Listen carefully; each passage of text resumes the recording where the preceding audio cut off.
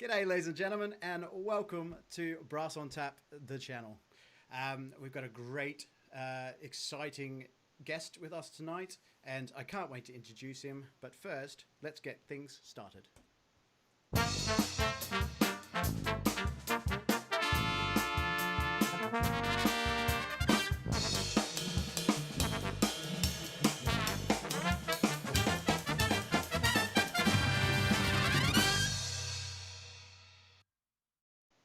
Yes, ladies and gentlemen, and welcome back. So, I've got a great guest for you tonight, and I can't wait to get this started off. So, what more can I say about him?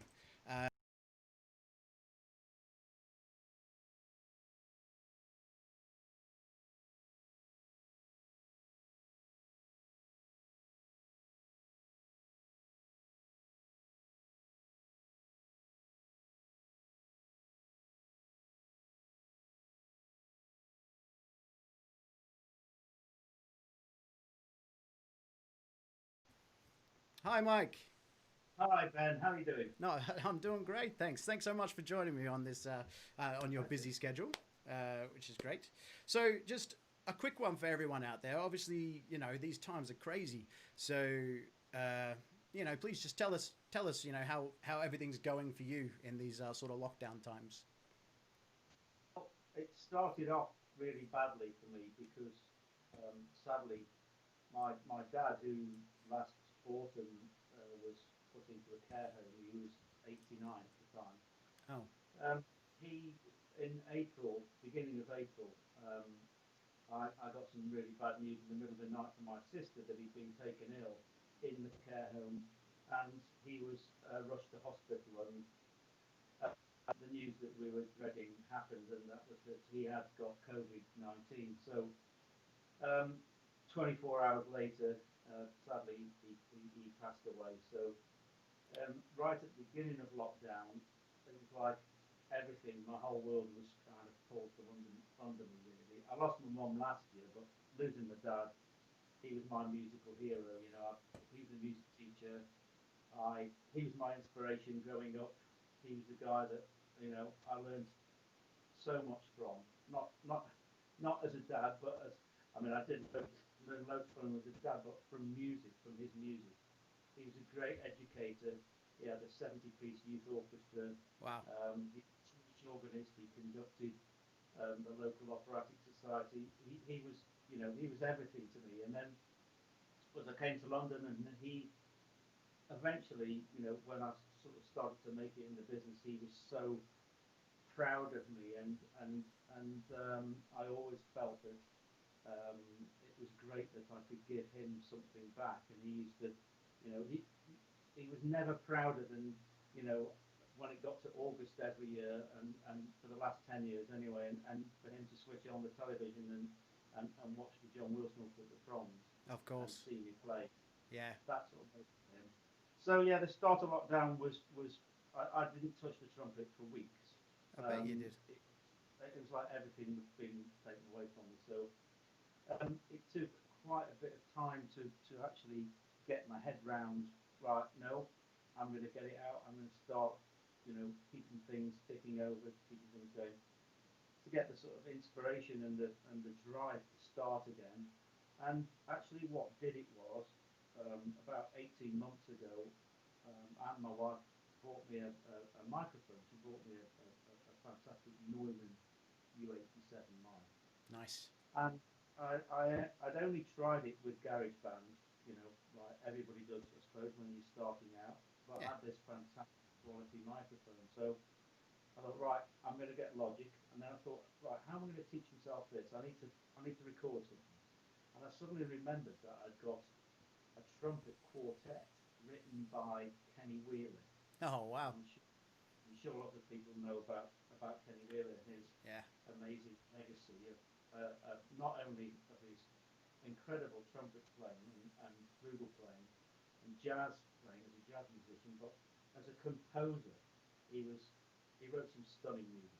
Yeah, you did. I Yeah. remembered that I got a score of this trumpet quartet. I thought that'd be a great thing to do because it'd be good for my playing. I'm going to keep my chops in. It might open up some areas of technique that need brushing up. And so I've got this quartet out and started to record it. And I got through to about, I don't know, the end of the first movement. It's a three movement thing. Got through to the end of the first movement, and I only had the score, so I was obviously playing straight off of that. And about 3 o'clock in the morning, I was lying awake in bed, and I suddenly thought, hang on, I wonder if that score was in concert pitch, not B flat pitch. Ah. And then, so I there and then sent an email to Nick Smart, who's the head of jazz at the Academy and a real aficionado of anything to do with Kenny Wheeler. In fact, he's been writing a book about Kenny with a fantastic American trumpet player by the name of Brian Shaw. I'm sure some people have heard of him. He's an incredible trumpet player, jazz player, classical player, plays natural trumpet. He's really great. So they're writing this book. So, Nick replied the next day and said that the score was in concert pitch. So No way. I'd recorded all a tone too low. So I then thought, oh, well, maybe I could raise the pitch up. And then thought, no, don't do that. Just re-record it. So I re-recorded it and then did the second movement. And then finally, I didn't have the third movement, and Nick sent me the third movement. Wow. And hope this coming weekend, I'm going to premiere it. It'll be on YouTube. And there's a video attached to it. It's not just a multi-screen video. It's a tribute, of course, to Kenny Wheeler. Yeah. But it's a tribute to my dad. Oh, amazing. And it's a tribute to somebody else who was a great inspiration to me, who we lost in 3 months ago, and that is the cancer blows. Ryan Anthony, of course. Yeah. Who I never met, but we were great friends through, of course, that amazing piece by Peter Meakin called Song of Hope. Oh, yeah. So all that time in the beginning of lockdown, I got going with that piece, and gradually I kind of got my drive back, and I got my yes, I can do it again. Because at the start of it was like, I can't play, I can't do it. Yeah. I mean, that's, I can't imagine, honestly, what you've gone through. I mean, I'm 10,000 miles away from my family, living in the UK, so I have that heartbreak, but losing someone, I can't imagine. But so pulling yourself out of that is, I mean, that's incredible. But how incredible is music? Like, music has brought you back. It's built you up again, and I mean, the world's missing that right now. I really think it is. So. I managed. I never thought I'd be able to do this, but I managed to. We had of course, a very small gathering around the graveside where when we buried my dad, and because there was going to be no music, I thought we can't do this without having some music. Yeah. So I thought I'm going to play. So my mum and dad met at a place called Trenton Gardens, which used to have a fantastic ballroom. They met the Ted East band used to go and play there. And, yeah. On the evening they met, they were dancing to a tune from High Society called True Love. And last year when my mum passed away, I said I couldn't play it in the church for her funeral service. So I recorded it, and I asked that incredible jazz guitarist from Scotland, the world-renowned Martin Taylor, to do an accompaniment for me, and which he did. And I've always been a massive fan of his, so that was incredible. And he recorded this accompaniment, and I then recorded the flugel, and we played it at Mum's funeral. So obviously I had the guitar accompaniment as a standalone item without me playing on it. So we took a little speaker to the grave, and I managed to play it live. That must have been hard. Quite windy that day. Yeah. But it took me back to Sunday evenings when I was about 12 or 13, and my dad used to get on the piano and we would play standards. He used to have these Buster books that Jerome Kern or Cole Porter or Rodgers and Hammerstein or books of standards just with the melody and chord symbols in. He used to play the piano and I'd play the trumpets. Amazing. And I always remember he used to transpose the parts so I could just play the melodies from wow. the part. That's clever, So isn't he it? transposed down the tone. So Yeah. yeah, that's the kind of person he was. It was Yeah. always like listen to music, you know, really listen to it.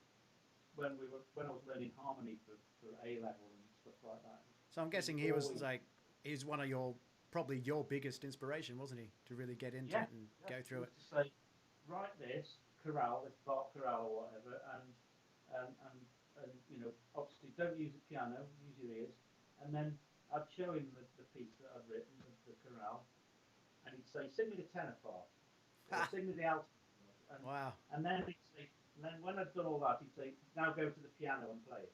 But it was always about ears. It was always about the sound of what the music was.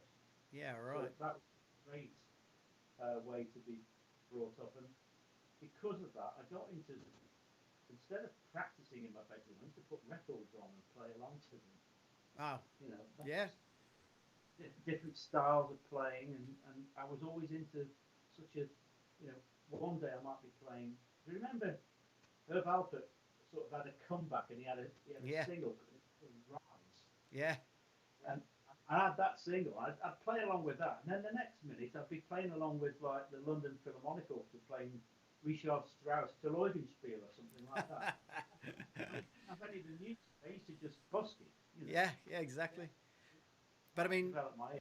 My dad loved that. yeah, I bet he did. I mean, you've just hit on an incredible point that I think a lot of people in this day and age don't do enough. And I don't know. Here's a question for you: how often do you do it this day and age that you actually just sit down with a recording and play along, whether it's big band or classical? Like, do you still do that now? Um, well, yes and no. What I've tended to do, and I've done this in lockdown, is I've put some got some backing tracks. You know, like I mean, there's backing tracks everywhere these days, isn't there? Yeah, And you know, I picked up some backing tracks and I've loaded those up into Logic, and I'll just sit down and have a play along. yeah, And one of them I did actually is on YouTube, and it's when Johnny Mandel passed away. I decided to do the Shadow of Your Smile. Of course, is originally the sandpiper from the yeah, film, and that's on there if anybody wants to have a look at it. And you know that was like first take, so it wasn't like, oh, I'm going to play this, I'm going to play that. It was just the moment, yeah, and I just thought, I might as well record this while I'm doing it. So definitely. I did, and I think I just got lucky with it, and it came out well. So I just thought, oh, I'll put it on YouTube, and I put Yeah. some pictures of Johnny on there, and And whereabouts would they so find that on your YouTube channel? on my YouTube channel, yeah, Great.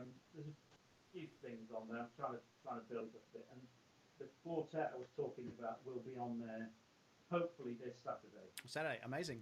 Can't wait to check that out. That'd be great. Um, so you started. So why trumpet? Let's start with that, shall we? Just for people who don't Okay. actually know you, why trumpet? Okay.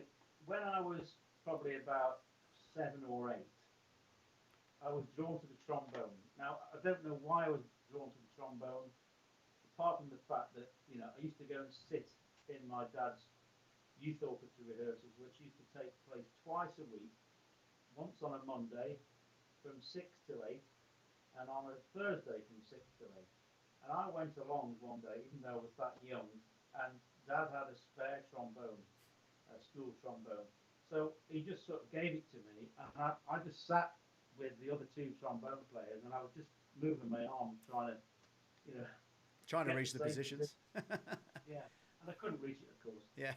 But at home, my dad had a load of instruments because when he started out, there weren't any Perrys going into the school to teach, instrumental teaching. So he's desperate to get a proper youth orchestra together.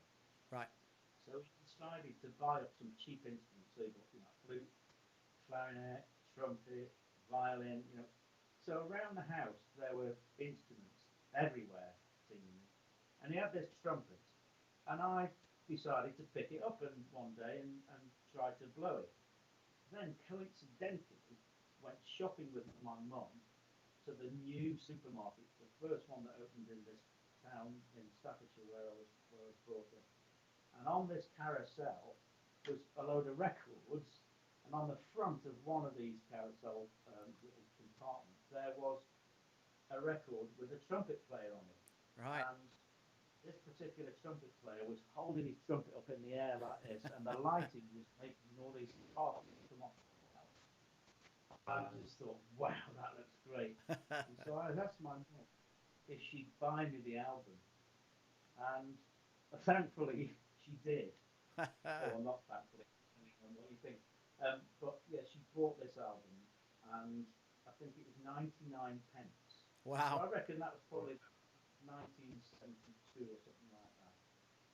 And so, as soon as I got home, I put it on the record player, and I'm sort of holding the trumpet and making noises down it along with the record. So I did it more like that straight away, really. Oh, wow. Trying to play it, knowing what valve to press down.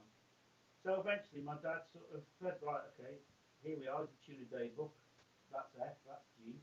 Away you go." Go for it. Yeah. And then when I was about 10 or 11, I got lessons. There was a peripatetic teacher coming to my dad's school. I was still at the primary school, so I used to take a walk. I don't know how, it wouldn't be allowed nowadays, but I used to walk from the primary school to the secondary school where my dad taught.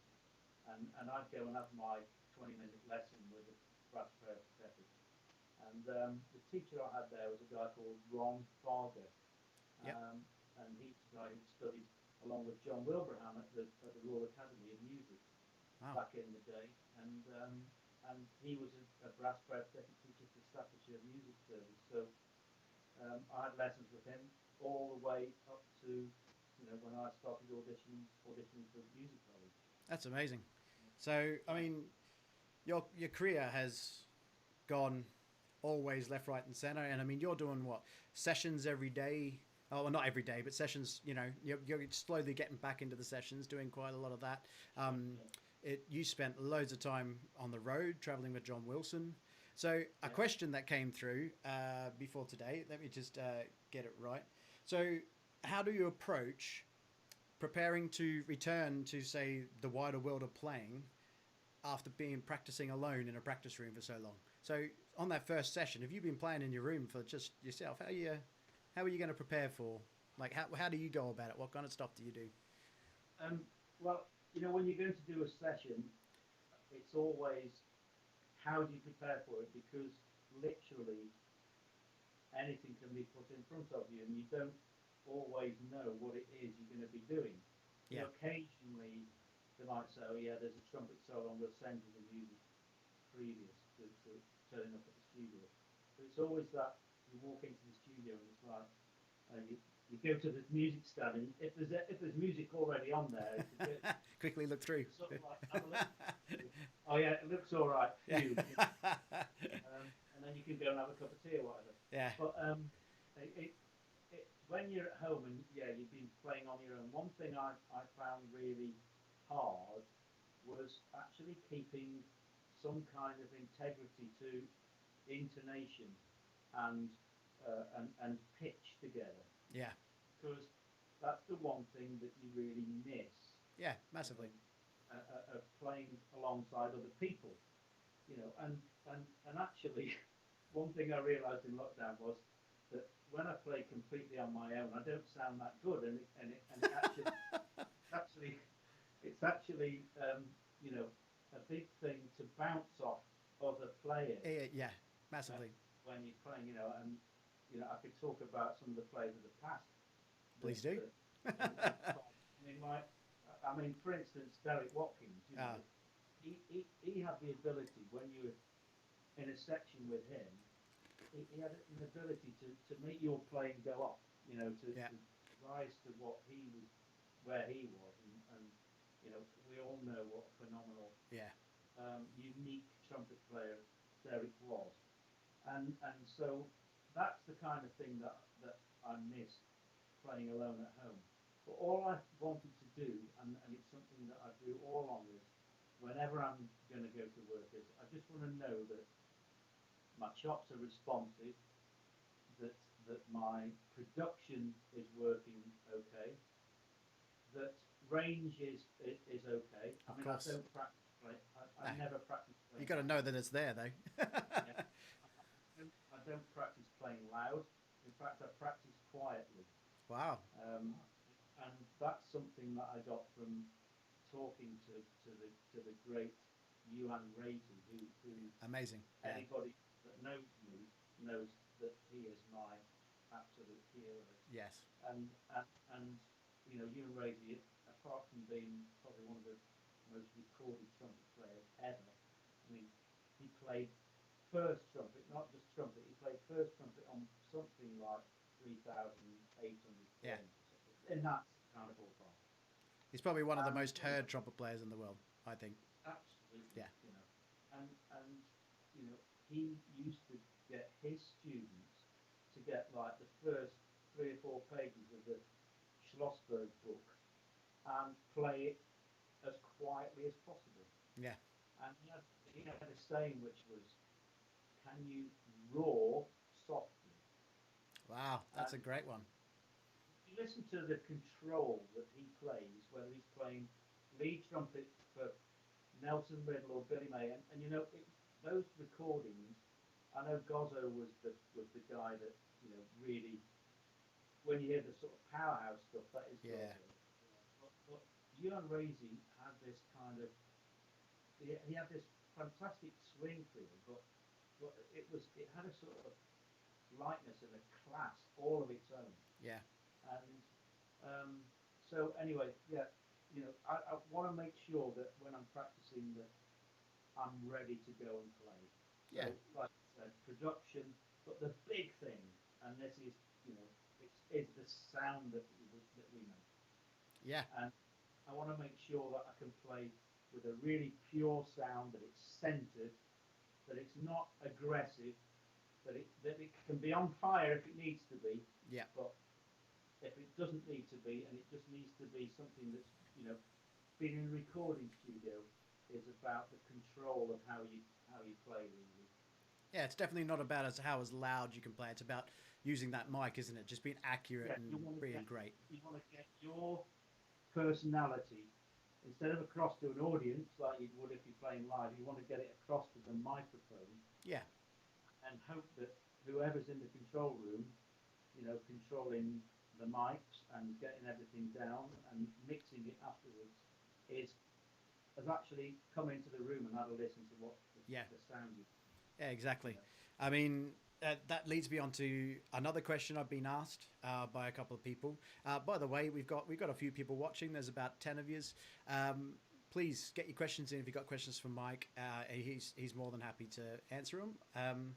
So a couple of questions that I've had is people, especially brass players. So a lot of people living on top of each other, in London or whatever, they're always having to have a silent mute in, and they're Yeah. practicing silent mutes all the time. How do they go about keeping that intensity? Like you said, even just soft playing, but intense, they can't hear their tone and everything. Is there any advice you can give people so that when they go back to the real world, they can keep that power and everything going? Um, well, I mean, if you're playing with a practice machine and sound is an issue, this might not be something that you can do. But I'm really keen on concentrating on how we use the air and how we control the air. Yeah. The speed of the air, obviously, but also how we control the air with compression from different parts of the body, Yeah. and how different parts of the body add up and work together to create the compression we need to play high notes, or less compression, obviously, when we play lower, and making it as relaxed as possible. Yeah. So, I would actually say, yeah, practice with your practice music, but then, and I do have my trumpet here. Great. Yeah, So, let's hear it. um, and one exercise I do is with the lead pipe. Now that's maybe slightly more agreeable to your neighbours if Yeah, you live definitely. in a Yeah. house. But I would even start off by using the mouthpiece, and this is one thing anybody that's come for a lesson with me or has seen me do a class, a master class or whatever, know that this is my kind of approach to playing. Is that I can buzz my lips, Yeah. but when I play, I know that I'm not doing that, because if I do that and I add the mouthpiece and then add my trumpet, the sound I make is quite pinched and horrible and nasty, and it's not the kind of thing I really want to sound like. But if I play, a normal note and I remove everything, actually all I'm doing is blowing air across my lips like Yeah. this. Yeah. You can see that when I do that, my corners are still formed. The muscles are still there, but I'm not actually buzzing my lips. I'm not compressing my lips to make some resistance to make them vibrate. So, going back to your question, so a bit of practice that you can do to keep that intensity up is actually just blowing air through the mouthpiece and try and make the air, the sound that's coming out the end, make it intense. Now we could go like this. Yeah. Now that's, if I play like that, it's not going to sound very good. It's not going to have an intense sort of resonant sound. So make the air, intense and resonant.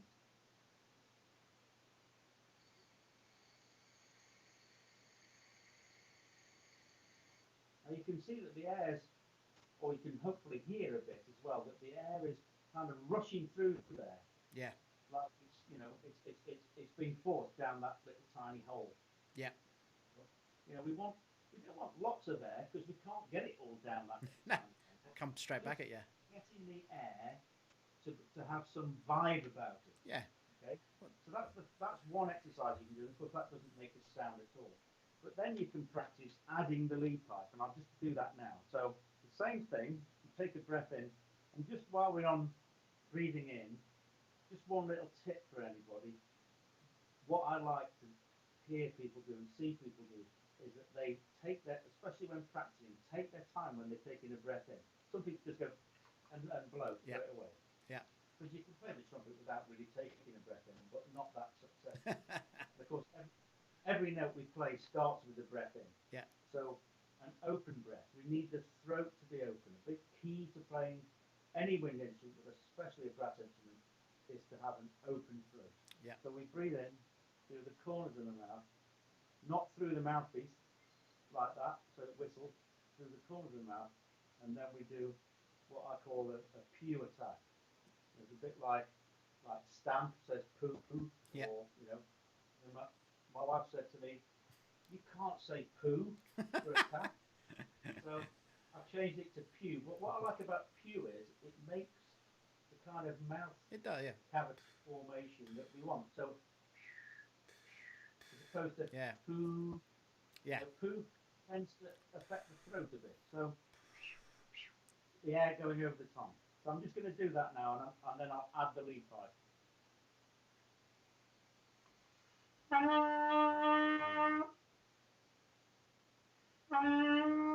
Now, I would have thought if you make a sound like that, it's not going to upset the neighbours too much. Yeah. Unless they think, there's some animal getting burnt. Probably think you got plumbing problems. Yeah.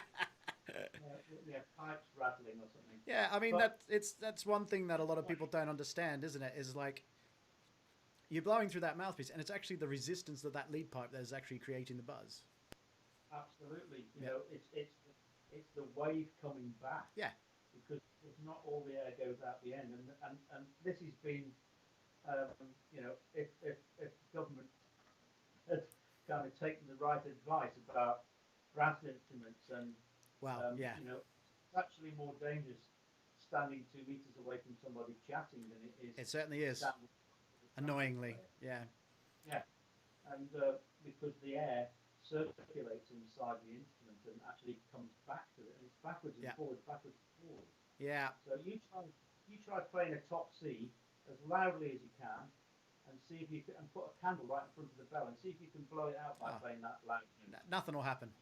It might flicker a bit, but yeah, it might flicker. Yeah. Even probably won't. But then if you just blow like that, it just goes. That's exactly right. Yeah.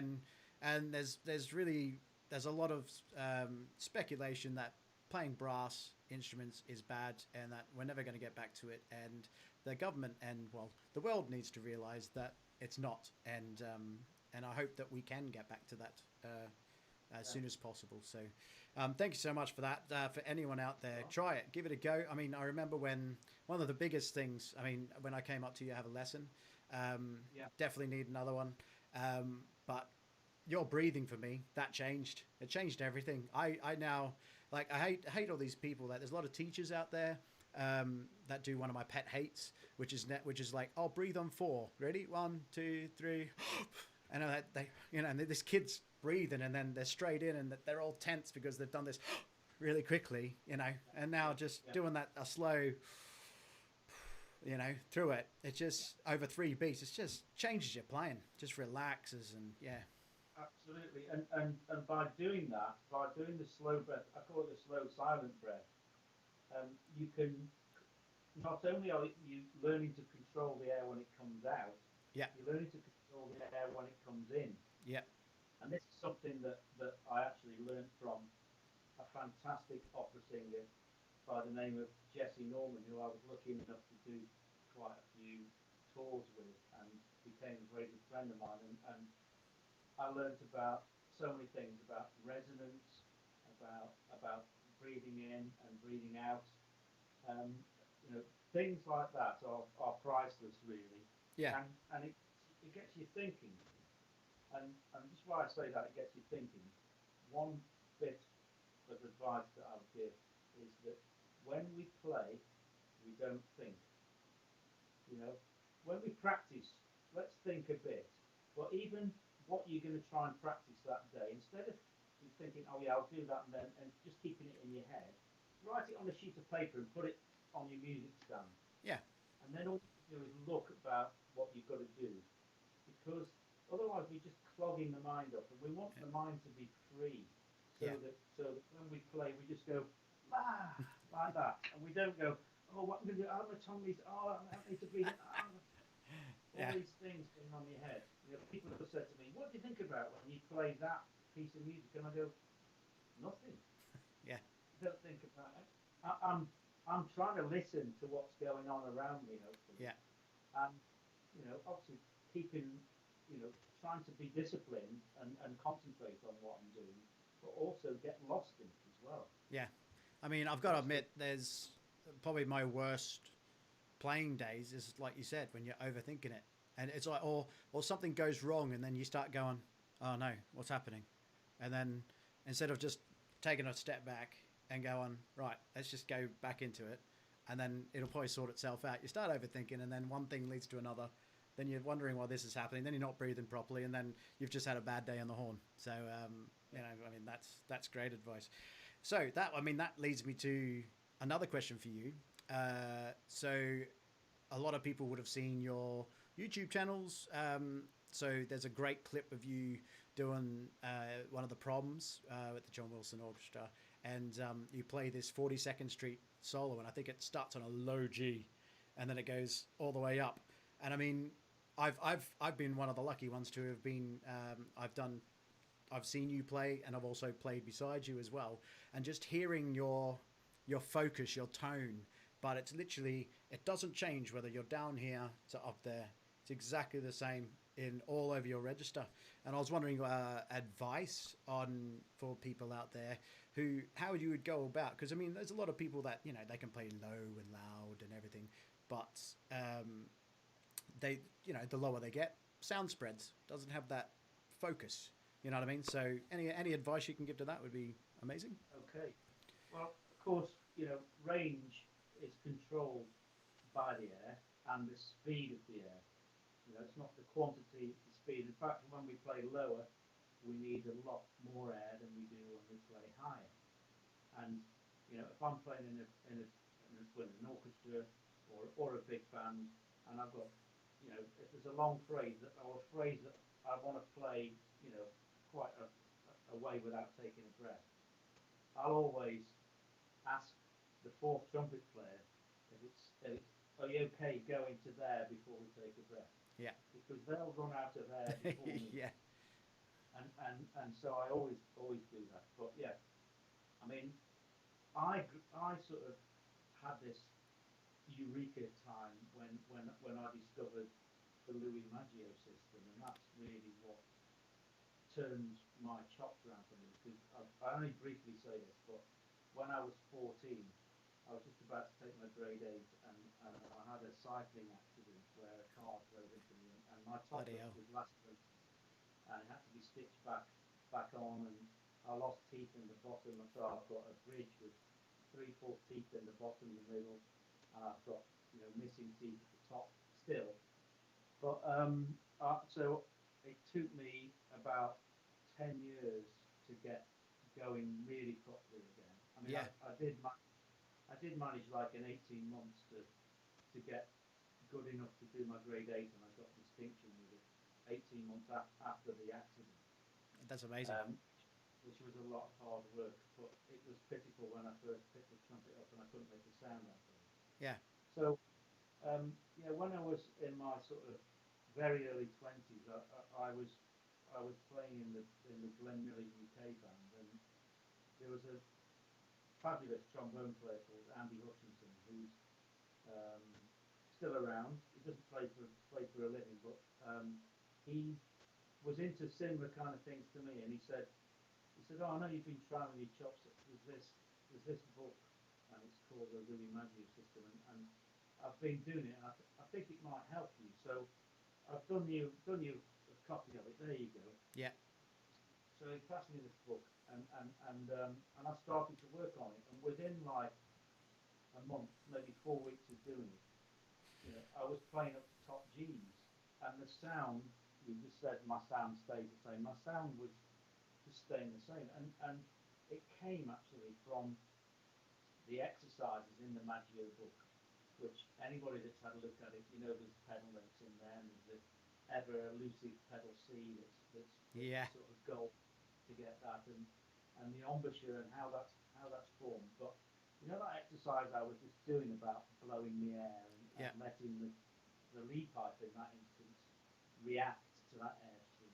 Of course, when we've got the whole instrument, there's more resistance, and resistance is really, as Bobby Shew said, it's our friend, All right. and it's the resistance which helps us play. And it's like finding that point where you push the air, you compress the air, and but you're not pushing against the resistance too much, because if you do too much and you're forcing it, you Yeah. get all the tension reached in. Yeah. The throat closes up, and then we're in trouble. Yeah. So it's learning to really almost back off Less as you is go more. high. Yeah, and from those low notes, where the embouchure is obviously open and there's a big aperture there, Yeah.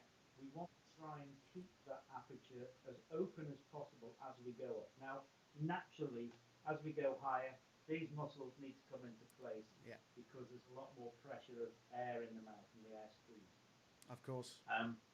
So what we need to do is try and keep that aperture open. Therefore, our throat stays open, and also we keep using the sort of inner fleshy bit of the lip. That's vibrating as well. Yeah. We've got more meat inside the mouthpiece, so therefore the sound is richer.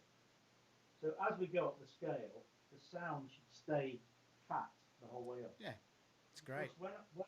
when I was growing up, I listened to Kenny Baker a lot. Yeah. Now, guys in those days, like Stan Roddick, what amazing! Anybody that hasn't heard Stan Roddick play, listen to um, listen to Matt Monro. Any of the stuff with Matt Monro and Johnny Spencer's orchestra. Stan Roddick was lead trumpet on that. He was also lead trumpet for the Canadian writer Robert Farnan. Yep. Any of the Robert Farnan, fantastic. His writing was something else, but any of the stuff you hear Robert Farnan, check out Stan Roddick.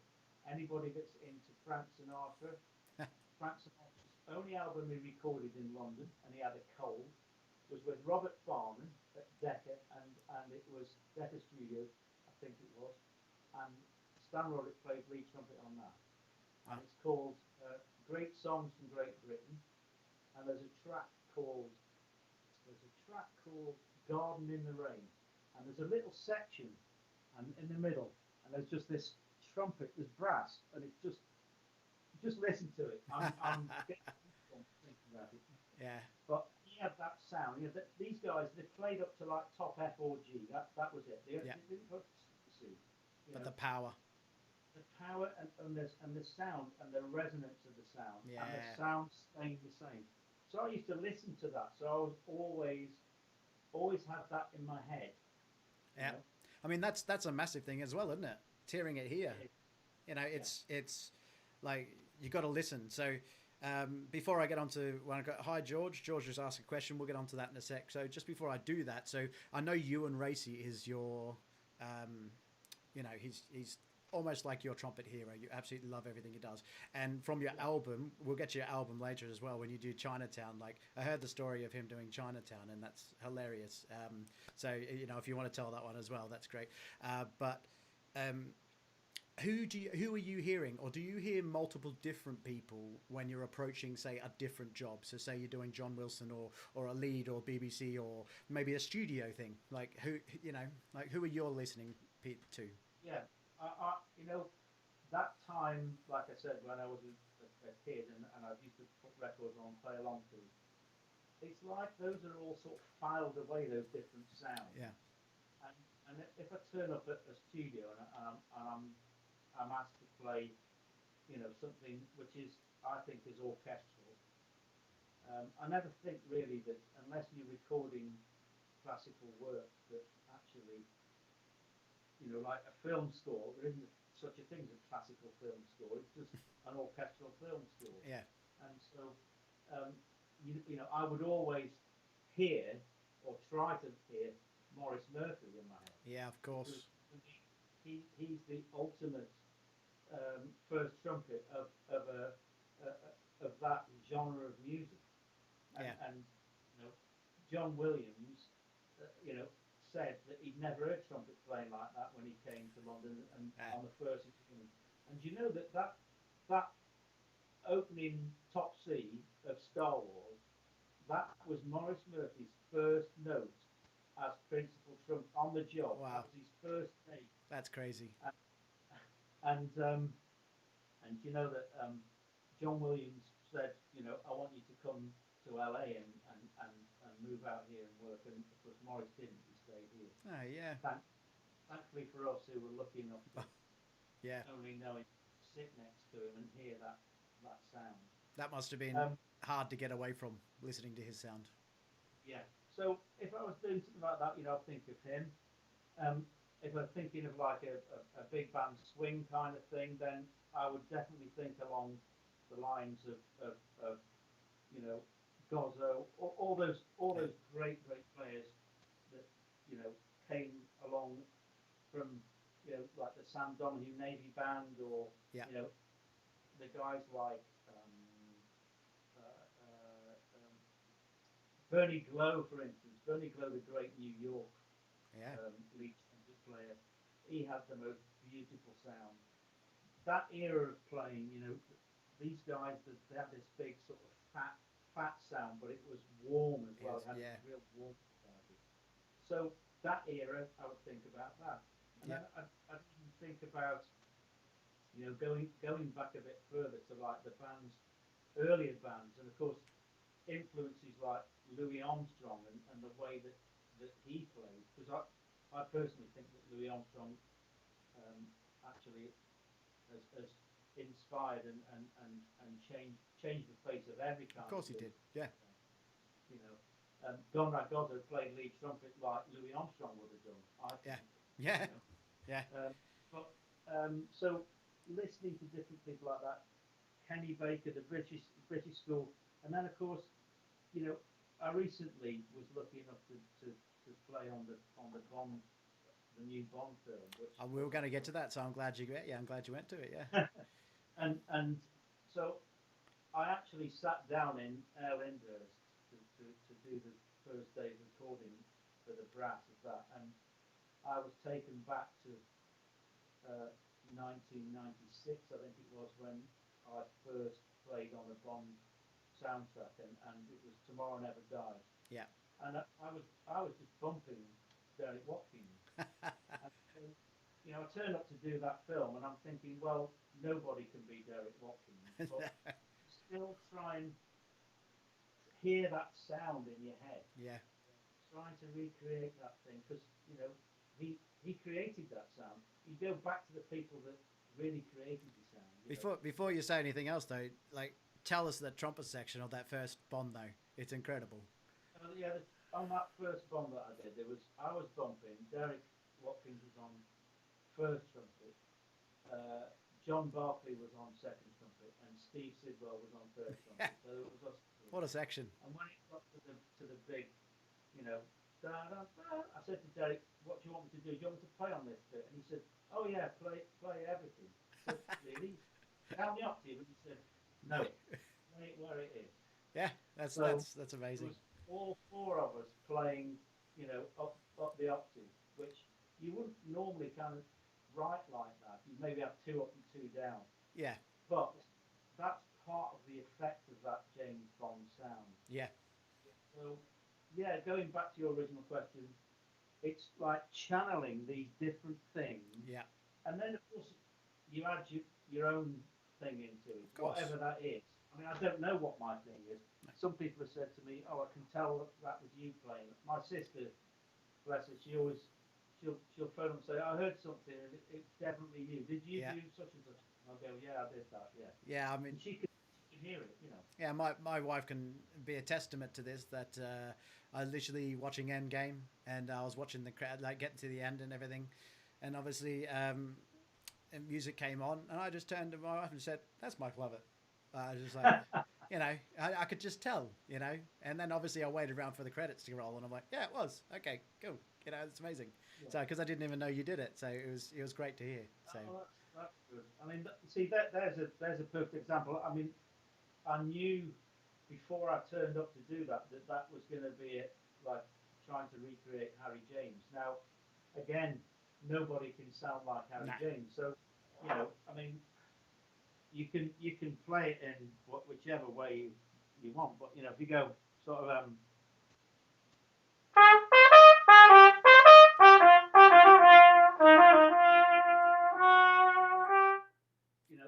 that's there's nothing, but it sounds like what it's supposed to. Yeah. So I try and go back to that file that says Harry James, and then change it.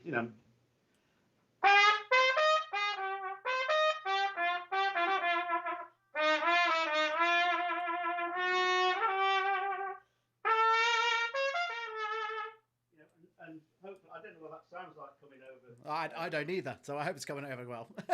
Let us know in the comments if it's too loud or soft. Yeah. So hopefully the people who are listening can tell that I'm trying to channel that sound. Yeah. And like I said, I'm not saying that I sound like Harry James. No. But I've gone to that period, and that's what being a session musician is about. Yeah. Different hats, a bag of different hats, isn't it? Yeah. Yeah. And even like if you do some horn section stuff. I mean, there's you listen to somebody like Tom Walsh, who's an incredible horn section writer. And, yeah, he is. He's the real top of the game for that stuff. Yeah. But I've done a few things where I've been required to play that sort of stuff. People wouldn't necessarily think that it was me doing it because people don't see me doing that kind of thing. I don't put myself out there to be that kind of player, but I still have to channel into that sort of playing. Of course, yeah. Yeah. What's in CeeLo Green, that album, Forget You, that album. Yeah. There's some stuff on that. I did all that stuff. So yeah, right. Example of me in that genre. Yeah. I mean, there's no one's really played for CeeLo Green before, so in the end, maybe the next time horn players come along, they'll be like, "Can you sound like Mike Lovatt for us?"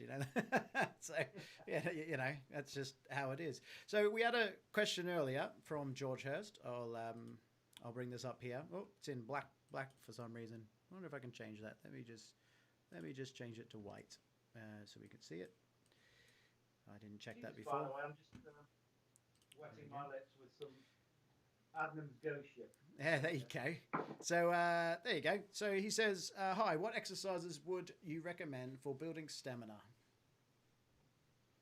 Okay, it's amazing actually how all the questions really for chops building and like with the sound going up the whole, it's all down to the same fundamentals really, which is the control of the air Yeah.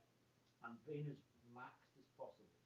So one little bit of advice I'll give you here is that I'm sure that everybody that when they've had a lesson, trumpet lesson at some point, they've been told obviously to breathe in, but not to let their shoulders rise up. Now I'm going to do that now. I'm going to take a breath in and I'm going to play just a middle G and I'm going to keep my shoulders down. Okay.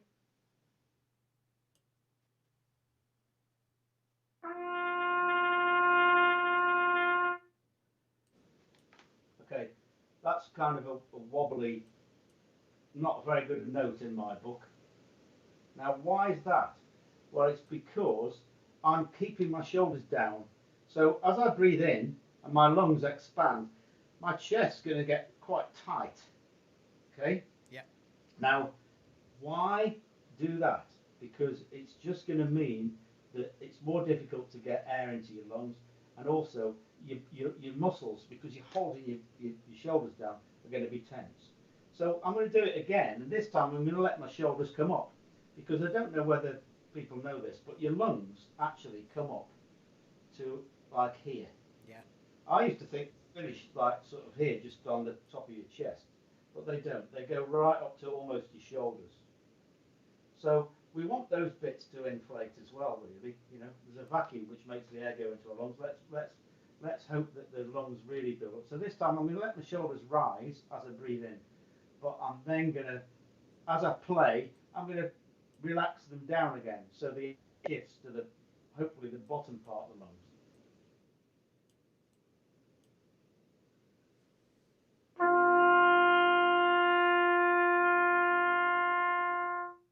And again, I don't know what the sound is like on there, but hopefully people will notice the difference. I was about to say from So, here that was just like, solid. So yeah, you know, hopefully they can. It's like you say, it's solid and it's relaxed. It's a relaxed sound. By being relaxed, we can hopefully get more stamina that way. So that's one way of doing it. Yep. The other thing is trying to make sure that these things, the corners, are worked on a regular basis. Now, we need this bit to be sort of a bit more relaxed so that they vibrate easily, but this bit needs to be the foundation. Yeah. And that helps with the compression when we've got faster air. So, you know, do exercises. Sit in front of the telly with a pencil in your mouth, or you know, some people use a Pete, one of those personal embouchure training systems. Yeah. But you know, a pencil's good enough. Do a bit of that. You know, you can even put your mouthpiece.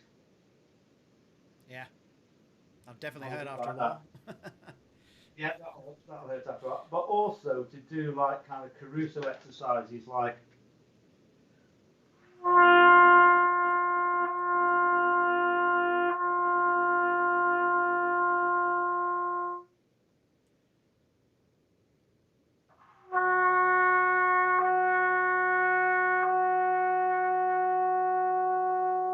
you know that one, and you go up to C and then you start back at G again. Yeah. And that helps to work the corners as well. Keep those in really good shape. Yeah, that's great. And even though we don't play like that, you can also do some buzzing if you like. Yeah. And that works the corners as well. Just do it on the mouth. work at them. You can do the same on there. Yeah. So that's going to work the corners, and then work on getting your airspeed going and making sure that as you're doing that, the chops have a more forward motion than a sort of smiley motion. Yeah.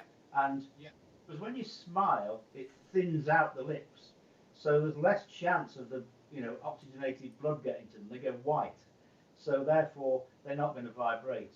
Yeah. Okay? So yeah, keep them forwards. Think about the embouchure is getting a grip. The mouthpiece gets in a grip on the embouchure. That's great. So a culmination of all those things will definitely help with stamina. Yeah. Practice long notes. Practice slowly. Practice quietly. Yeah. Not necessarily high notes, but that will help it. But work on the breathing, because it's the support of the air which is going to keep your notes going. Yep. It's You know, like my it's not. my old teacher John Sorry. Hoffman used. That's no, not at all. My old teacher John Hoffman used to say you wouldn't build a house on sand. Well, you shouldn't. You know, so you got to have Yeah. that solid Exactly. foundation to play on. So, but yeah, Yeah. he was teaching me an exercise that he used to do at the Woody Herman Big Band back in the on the back of the bus, and it'd be just doing something simple. It was probably an Arbin exercise, and he said they just used to make it up. Like Charlie Davis would play something, and then as an example, and then they'd all do it through the fingerings as they're going down. But they would just do it all the way down, something as simple as like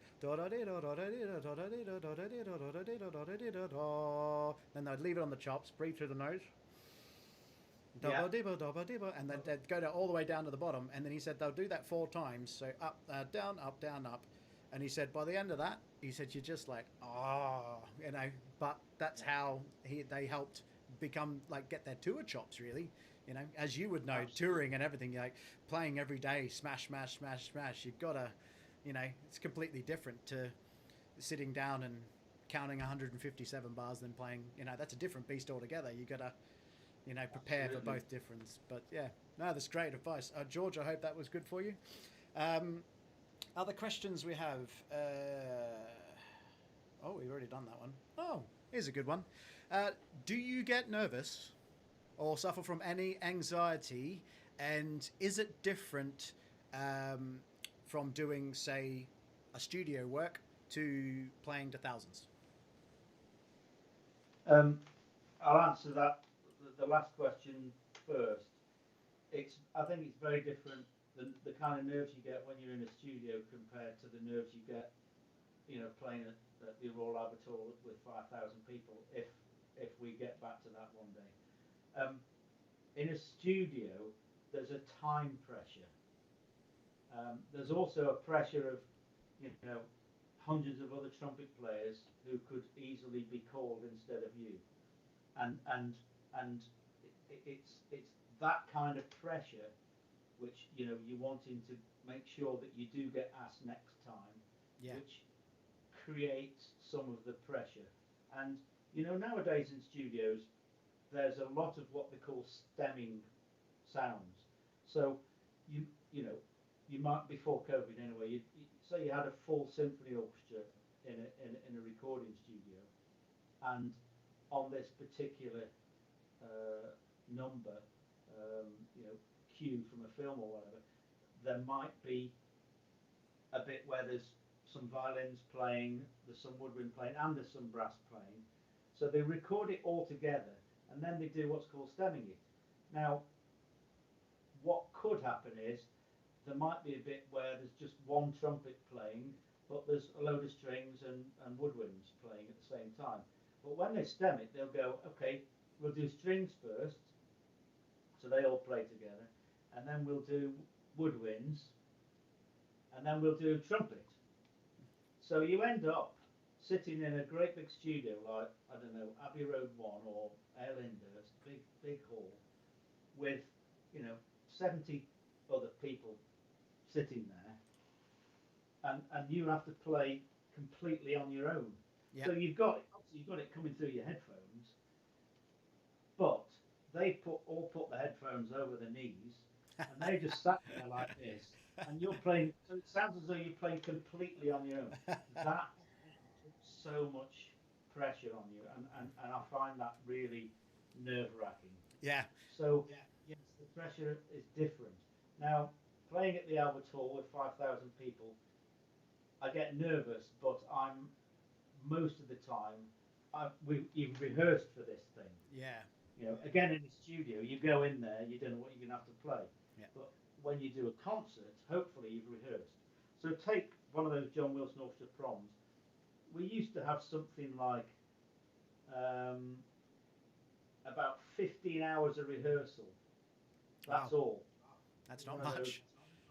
not very much. And literally on the night, you would turn over the page, and you go, "Oh, wow," But you'd concentrate on what was in front of you. You'd never start sort of creeping over to No. see what was there. Yeah. And yeah, we rehearsed everything, but I used to my wife would tell you this. I used to get 2 months before of John Wilson prom, I would start to feel jumpy and get nervous. Yeah. And but once we'd actually got there, and if you like, the red light was on, and we're doing the gig, and all these people are going berserk for an orchestra, which is incredible. It's that kind of takes over. Yeah. And breathe, breathe, breathe, breathe. Again, air helps with everything. Natural. Breathe properly, and get inside the music, and let that adrenaline, then the nerves, let that become part of the performance. And then it's like, wow, and at the end of one of those gigs, this, you've done big gigs like that. You're on a massive high. It's like, it's the best thing in the world, isn't it? And even if there's some things that haven't gone quite as well, we can all have post-mortems like they do in football matches. It's not a sport, it's music. And that's what happens in live music. Sometimes things do go wrong. Exactly. But so what? It's the feel which is there. It's the communication which is taking place between the player and the audience. Yeah. I mean, that's why a lot of us, we go to celebrate, don't we? We go to a pub to celebrate such an amazing concert, so we go and have a drink. I mean, that perfectly led on to actually another question that's quickly come in. We are wrapping up soon, because I don't want to keep you all night, Mike. You're a busy guy. But we had another question here from Romana. She says, do you have any advice on how to become a more consistent trumpet player and not letting a bad day get in the way? Well, hi to Romana, because I actually know Romana, because she was at the Royal Academy of Music. Oh, amazing. And I believe now I don't know what regiment she's in, but she's in one of the army bands. I can't remember either. I think it might be, She's a fantastic trumpet player, and I was lucky enough to take and direct a brass ensemble last year at the Academy, and Romana, I think it was last year, or maybe it was the year before, and Romana played in that. And I remember going around and asking them, what year are you in, and what you're going to do next year if you're leaving. And Romana said that she was going to join the army. So bravo to you, Romana. I'm glad that's working out. So consistency. This is something we all strive for. And you probably know the answer to this already. I'm going to just keep on ramming this home about the air. This is a wind instrument. I know it's a brass instrument, and there's so much emphasis put on the lips. And of course the embouchure. Of course that's a big part of it. But the air is the thing which, if we can control and we can coordinate the embouchure with that air, so it all goes together like a nice jigsaw, and it's all nicely working out together, then we're going to get the consistency. And if on one particular day one of those elements is not linked in with the other, then we're not going to get it. So keep working on those fundamentals with the air and the control of the air. The breath in.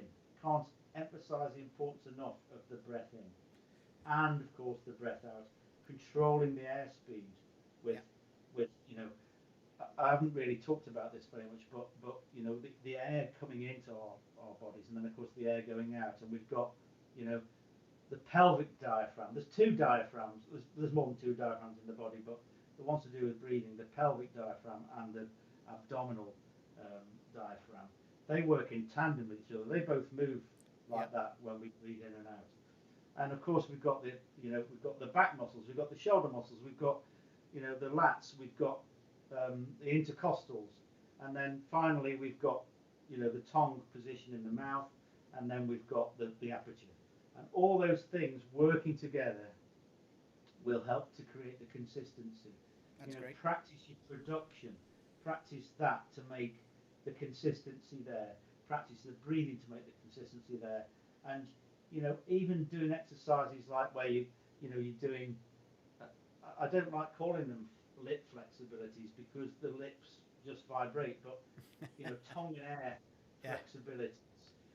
Work on those, and don't just do them slurred, do them tongued as well. Do octaves. I mean, just going.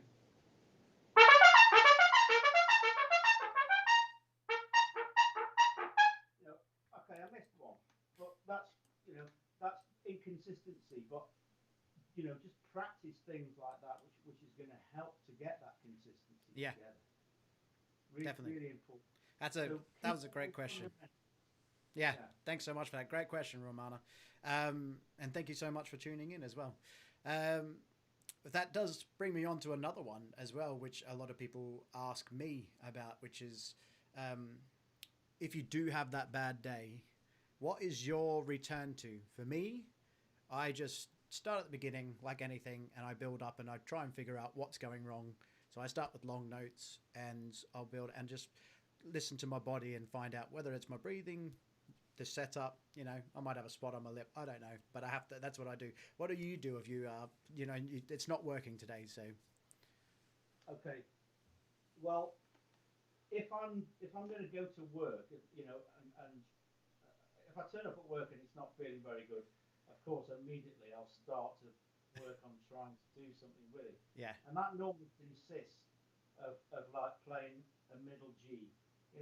Middle G really, I'm talking about second line G, is our home. it That's is. the Yeah, note most people normally, when they begin to play a trumpet, they start on that note. A few people start on bottom C, but most start on G. And so it's the note which I always come back to. yeah, If I play middle G and it sounds like I've got a pan of bacon going in the background, then I know that it's not very good, and I need to do something to try and clean it up and make the notes as pure as possible. yeah, And if that's feeling done, one thing that I do is I will do lip bends, or I don't like calling them lip bends, it's air bends. Okay, yeah. so I'll play. I might do the mouthpiece thing first, and if that happens, I know it's a bad day because my lips are not responding Yeah, to the airstream. yeah, So what I'll try and do then is I'll try and bring my lips a bit closer together, and I'll try and make the airstream more intense.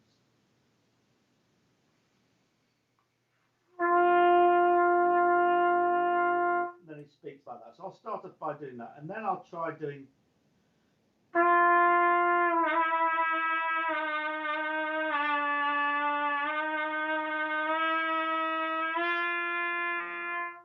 Now, right this moment, that's not too bad, and I'm getting those false notes. Notice I'm not sort of sliding willy nilly. I'm being yeah. accurate. I'm Very using my accurate. Yeah, being accurate on where the pitches of those notes, and I'm trying to make it sound like it would do if I was pressing the valves down. yeah, So I would probably do that for about 5 minutes. That's if I was at work, okay? yeah, And normally that will sort me out. That will get some liveliness back into the chops. Even now, doing it my chops, and I've been playing today, but my chops feel tingly. They feel alive. They yeah, feel good. So that's what I would do there. If I was at home and I just picked the trumpet up to do some practice and it felt terrible, I'd probably put it back on the stand and walk out. And Go make a cup of tea. Try again later. yeah, I'm being honest. And that actually leads me on to when we practice, always try and stop practicing. If it's feeling really good and it's going really well, stop Yeah, and go away and do something else, and then come back an hour later and do some more, because then you're starting at that place. yeah, Whereas if it's feeling great, right? So I'm going to play. I don't know what I'm going to do. I'm going to play something. I'm going to play loads of high notes. I'm going to play my favourite jazz licks. I'm going to go all crazy on this thing. I'm going to play really loud and all these things. And then all of a sudden, your chops start feeling really duff, and it starts to get really hard. And you start splitting notes, and you can't make things. You can't have any flexibility going. And so you put it down.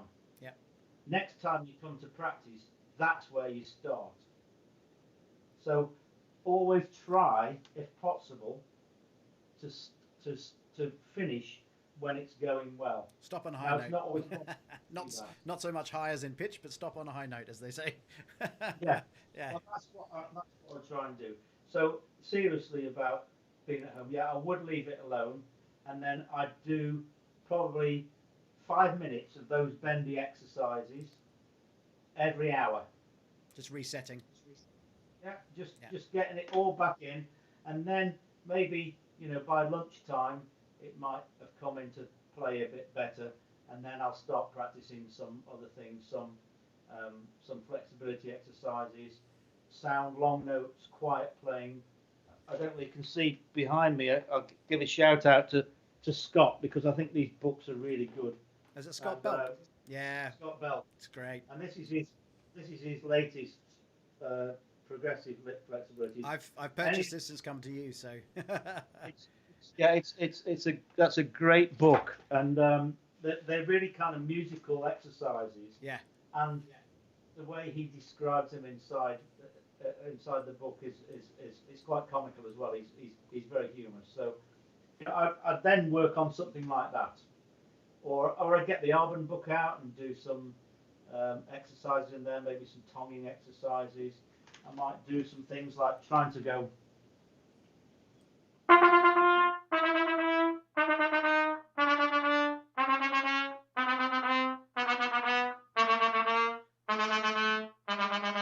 And trying to get all those notes really speaking clearly, and that's something that Derek Watkins used to do. He would always, in a warm up, he'd be going,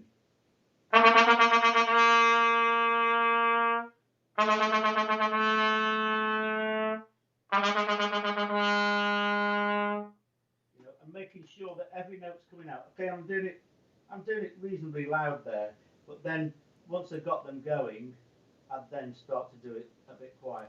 yeah. But you got So to sometimes you just gotta kick it in there with yeah, that air and get it moving, don't you? you're Well, that's trying to get your lips to respond to the air. That's when it feels rubbish.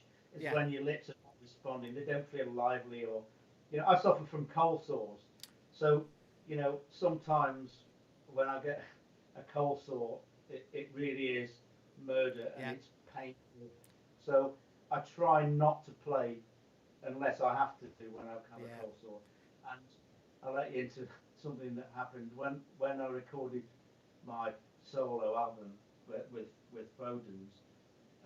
It was such a sort of release to get to the day of actually recording. There was so much preparation that went into it, and of course there was so much tension creeping up with me, like getting excited about it. And the day before, like the biggest cold sore came off on my No top. way.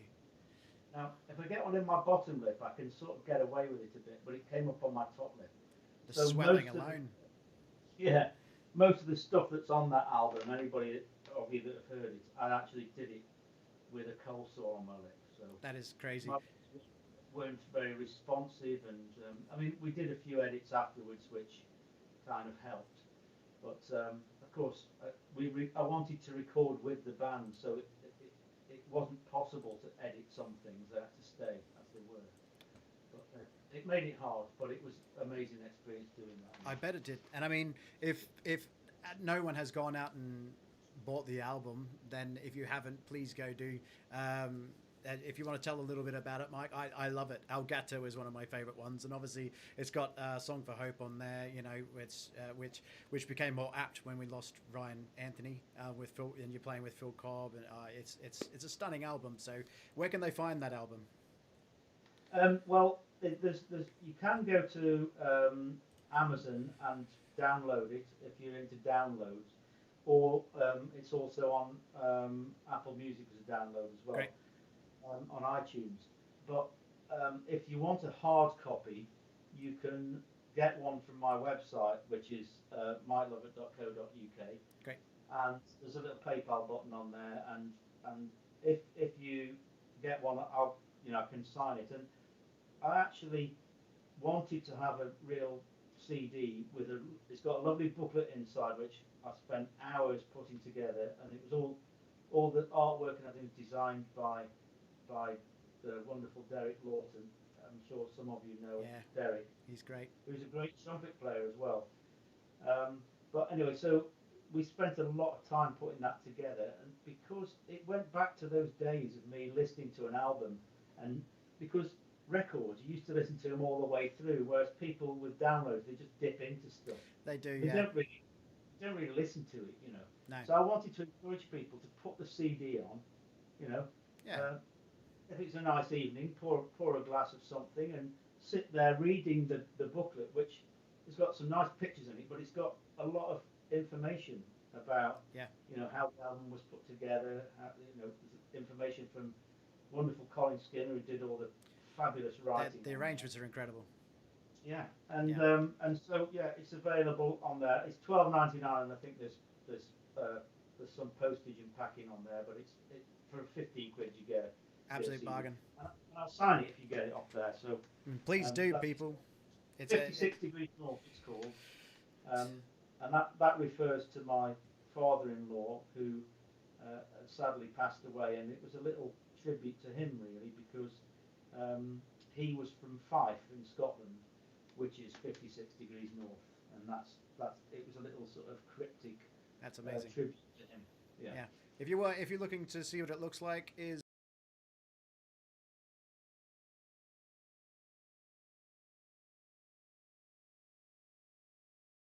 amazing stuff there from Foden's as well. Foden's accompanied you beautifully as well, so it's a really great album.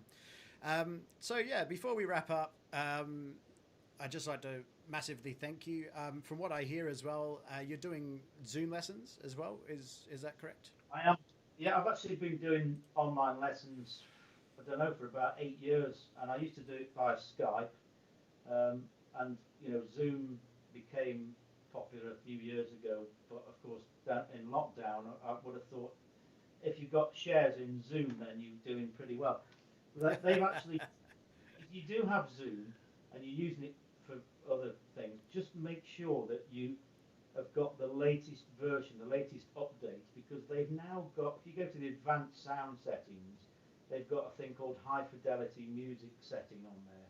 Oh, wow. And of course, a lot of people know about the original sound setting, but use the high fidelity music setting. I used it today with somebody I was teaching, and it worked a lot better from his end as well. We were both using it. Yeah. And it didn't have that horrible kind of phasing sound. It just had, because Zoom was, it was built for people speaking. Yeah. And so they've got all these filters on there that try and think that the trumpet or any musical instrument is some kind of unwanted sound. So it tries to eradicate it. Yeah. So by doing this high fidelity music, checking the box for that, you can hopefully stop it trying to eradicate what we do, which is play a music instrument. Yeah. So I'm guessing they can just contact you via your website for lessons and stuff? Yeah. Yeah, amazing. Yeah, absolutely. It's on the website. But anybody that wants to get in touch with me, the email address to email me on is info@mikelovatt.co.uk. Great. So info@mikelovatt.co.uk. So for all you guys watching and obviously rewatching this, I'll put all that in the details of the video, so you can quickly get there and get to do some learning. It'll be amazing. Before we go, there's a great little comment here for you, Mike. It says, "Great interview. My nephew has started P trumpet because of your making my first trumpet on the P trumpet video, and only you. Going to get him a brass one for Christmas." So that's amazing. I think that may be, looking at that, I can't tell whether that's Matt Cotterill. It might be. I don't know. I can't tell from Matty991, but thank you so much for tuning in and that comment. Good luck to Nev. I mean, it just proves the whole, like how small the world is and how far the reach of technology, YouTube, social media, and I hope a lot of people have got something out of this. I mean, I could talk to Mike Lovatt all day, but he doesn't have time. So it's the amount of times we get together and we just you just chat, and that's how we learn. And maybe in a couple of months, Mike, maybe we can get together again and see how you're doing with everything going on and have another chat. Well, so any time, Ben. It's a great pleasure to be the first guest on here, and this is bravo to you for putting out a fantastic, what a great idea, and getting loads of brass players from all over the world chatting on here and inspiring people. That's what it's all about. I'll be tuning in to be inspired. Well, thanks for your support, Mike, because in the end, it just came to me one time that there's not one place for everyone around the world that when you first started, I wish I had technology like this when I first started. You know, being able to tune into one place and get all this, the stuff I know now. If I could tell my 8-year-old self, who knows what I could do? Might be able to play the trumpet. Yeah. But anyway, you know, it's one of those things. But I can't thank you enough for giving me the time. I'm not going to hold you up. Go get a glass of wine or whatever you want. And I can't thank you enough, Mike. So good luck with everything. And yeah, chat soon, I hope. And I hope everyone got out of this. Thanks everybody for watching as well. Cheers, everyone. Thanks, everyone. Thanks for the comments. And yeah, thank you very much. We'll see you soon. Yeah. Bye now.